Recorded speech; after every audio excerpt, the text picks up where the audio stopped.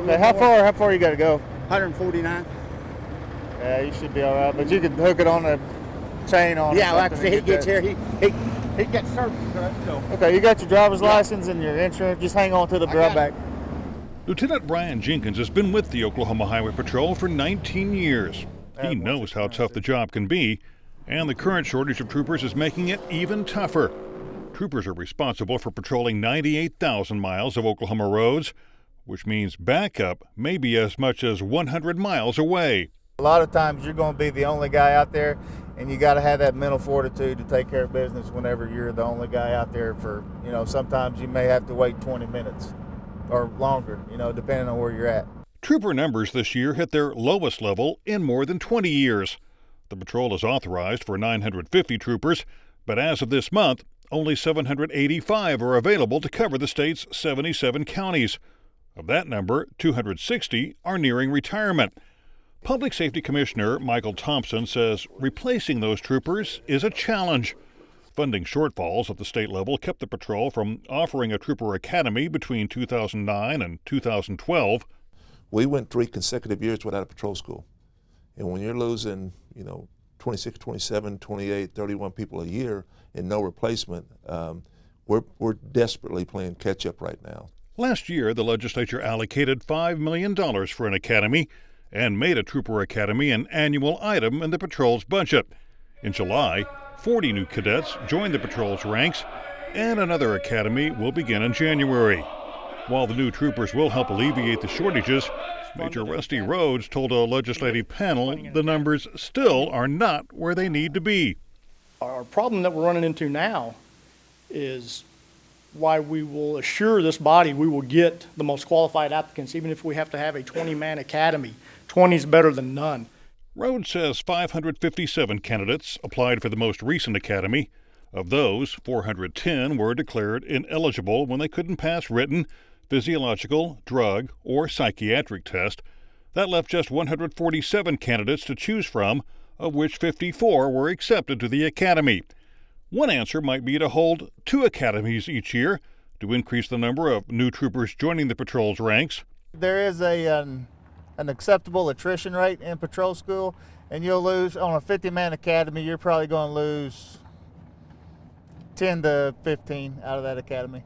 Without more replacements, Jenkins warns that people expecting a trooper to show up when they're involved in an accident are likely to be in for a long wait. Yeah, that little white car just changed lanes on her. She shut down, I shut down. Okay. It was just no way. All right, well, let me get some information here. On the days that snow or rain or something like that, in Oklahoma City, you have 3 troopers maybe working Oklahoma City metro area, Oklahoma County, and if they're on 1 or 2, then it's going to be, they could be waiting there an hour or 2. The situation is even worse in rural areas. There may be 1 trooper for 2 days out there covering the counties. Just he'll go out and work his shift, and then he'll take calls for, if somebody calls that night, and it may be covering 2 counties. And if he lives on the east end of 1 county and the crash is on the west end of the other county, it's going to take him an hour and a half just to get to that crash. Commissioner Thompson agrees those kinds of shortages are all too common. If a trooper like me, for example, I grew up working in Grady County. It's pretty common for me to have a partner or 2, particularly on the weekends. And now that same trooper might be working Grady County and Caddo County at the same time. Thompson says the effort to keep troopers from leaving the Highway Patrol or attracting new candidates is made more difficult by salaries that fare poorly compared with other law enforcement agencies. We're competing with the Oklahoma City Police Department, Tulsa Police Department, and all these other people for that same guy, that same 22, 23-year-old kid that's got a good background and hasn't been in trouble, good judgment, and wants to go and live a life of sacrifice for the next 15 to 20 years and serve the state of Oklahoma. And it's a small pool. At just over $33,000 annually, trooper starting pay ranks 25th out of 31 law enforcement agencies in Oklahoma. Oklahoma also pays its troopers less than every surrounding state except New Mexico. In some of the areas like Durant or Enid and Perry, when Missouri and Kansas and Arkansas and everybody in Texas particularly is paying so much more than us, it makes it tough to go in and try to ask those people to stay here in Oklahoma and work for us. Troopers receive pay increases during their first 7 years of service, but their pay remains frozen after that unless they're promoted. A bill to provide pay hikes for troopers died in committee last legislative session. The patrol is again asking lawmakers for additional funds next session. Thompson is aware that other agencies are also asking for more money. I get it that other agencies need raises, but we're the only law enforcement agency in the state of Oklahoma that has a permanent presence in all 77 counties in the state of Oklahoma.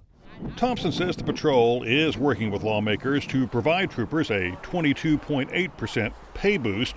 For us, it's about a $9.8 million